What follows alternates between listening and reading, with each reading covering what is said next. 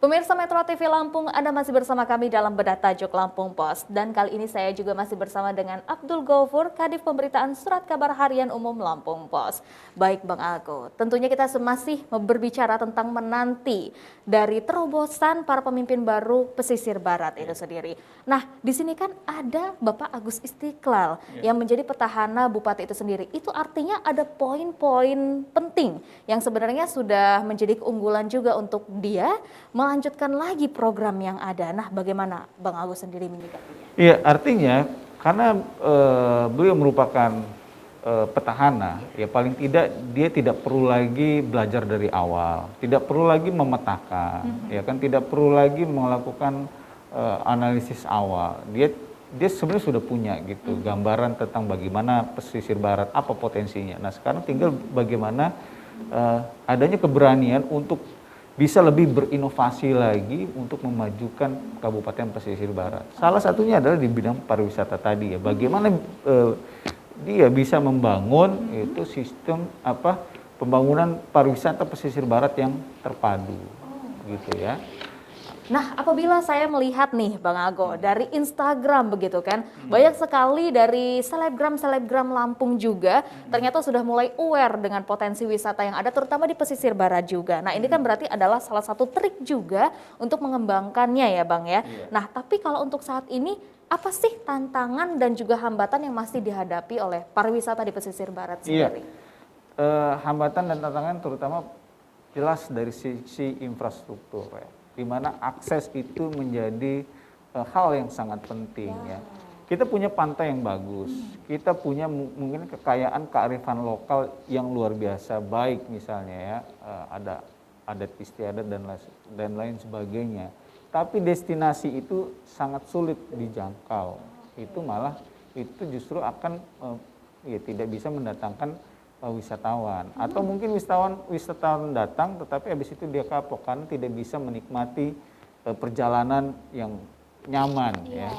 Satu, terus kedua dia sudah datang tetapi infrastrukturnya sudah oke ya, tapi fasilitas pendukungnya tidak memadai ya, misalnya hotel yang tidak berkelas ya kan, restoran yang juga tidak mendukung, itu juga bisa menjadi problem selanjutnya.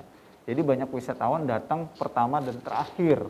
Nah, kita dalam bisnis wisata, ya kita harus menghindari hal-hal yang seperti itu. Bagaimana caranya pemerintah itu bisa mendesain wisata terpadu di mana orang berkunjung ke pesisir barat dan itu ketagihan, sehingga dia bisa berkunjung untuk kesekian kalinya, kedua, ketiga dan seterusnya, bahkan bisa ikut mempromosikan karena berbagai faktor unggulan itu tadi, infrastruktur yang baik, ya fasilitas wisata yang mendukung gitu ya. Dengan sendirinya orang akan ya ikut mengendorse lah istilahnya ya, menyebarluaskan kepada halayak, wah ternyata pariwisata di pesisir barat itu oke. Nah, inilah harapan-harapan seperti ini yang harus dibangun, diciptakan ya. Di beberapa daerah itu membangun wisata itu terpadu itu artinya dari datang ya sampai ke destinasi utama ada namanya jalur wisata. Di mana di dalam jalur wisata itu sudah banyak yang ditawarkan. Misalnya nih, tujuan utama itu orang ke pesisir barat Tanjung Setia. Ya, datang bisa dari mana?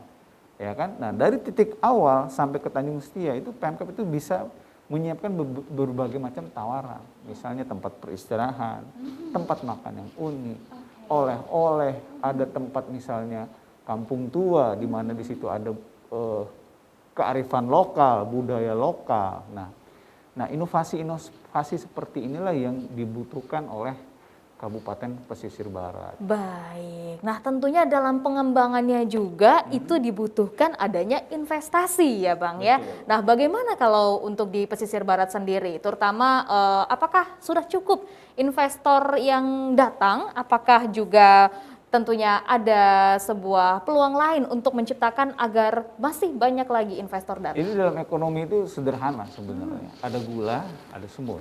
Ya kan? Ketika sesuatu manis, dengan sendirinya semut akan datang. Begitu juga dengan investasi. Apabila infrastruktur oke, ya kan?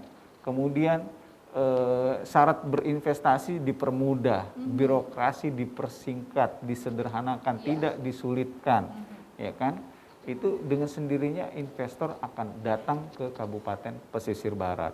Apalagi memang sudah ada grand design atau roadmap atau blueprint atau rencana besar lah ya, bahwa daerah itu memang akan menjadi pusat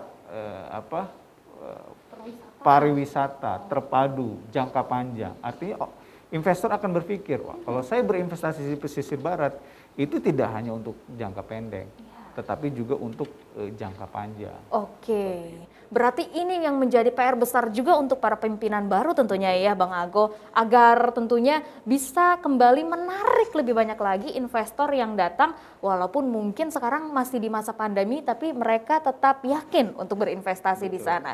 Nah, tadi kan bicara tentang pariwisata terpadu nih Bang, berarti kan dibutuhkan juga peran serta dari masyarakat agar mereka juga melek terhadap adanya desa wisata ini sendiri. Nah, bagaimana dengan peran dari pemerintah? Apakah sudah cukup sosialisasi atau literasi kepada masyarakatnya? Iya, sebenarnya untuk membangun wisata terpadu dan berkelanjutan, kita perlu garis bawahi membangun pariwisata itu tidak hanya terpadu, tapi juga harus berkelanjutan. Supaya apa? Supaya begini, wisata alam terutama itu artinya amat bergantung sekali dengan alamnya, kondisi alamnya, ya. Kalau wisata alamnya terjaga dengan baik, mudah-mudahan itu wisata di sana itu bisnis wisata, industri wisata di sana dapat berumur panjang, ya. Tapi kalau tidak dijaga dengan baik, sebaliknya, ya, akan ada reboundnya, ada titik baliknya, ada